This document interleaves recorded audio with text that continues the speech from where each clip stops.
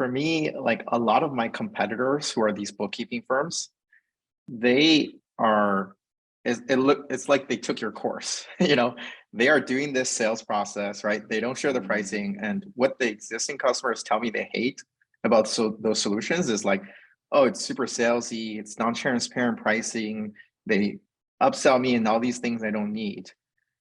Do you think that's just a function of the process, or are they under delivered? Because I'm trying to figure out, like, do I need a different sales process just to be the complete opposite? Or is it they're just not delivering on their promise? So give me an example of what you mean by that. Like, give me an example of what that means. Yeah. So let's say a competitor will have a call with a founder, and the first call they will say, hey, if you don't file your taxes, don't get this shit down now, you could go to jail. Hey, you should do this now. Oh, our pricing depends on your volume, and they get your bank account and then they keep jacking up the price. And a lot of these customers tell me, it's like, oh, I really hated that. Yeah. So great point. I completely understand. And the idea of the process that we work, it's 100% customer centric.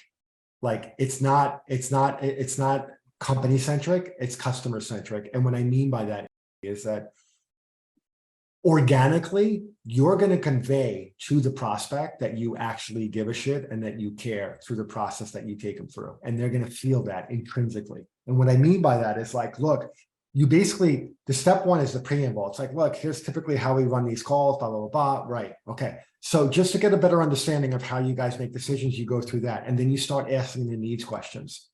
Right. And then you just understand the source of pain. You don't basically look, if you lead with, if you don't do this, you're going to jail. Like you're immediately starting off on the right. I mean, I totally understand that concept, but like, I don't know how anyone would buy something like that or do business with someone who kind of leads with that from that stance.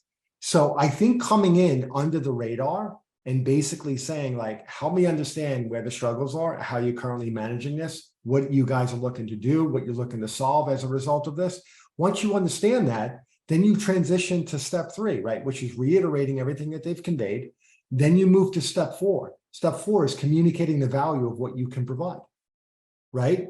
And then you're transparent in your pricing, right? I think pricing for you, if like, it seems like pricing is a big black box for a lot of your customers, right? It's a black hole. They're like, I don't know what the pricing is going to be.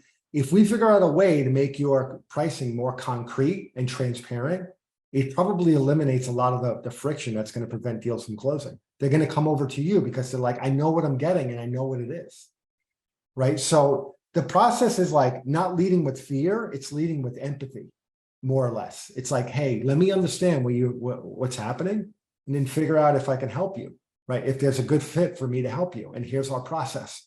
So you're being transparent and open with your process, and people intrinsically feel that, and they do business with people that they feel care, that they give a shit.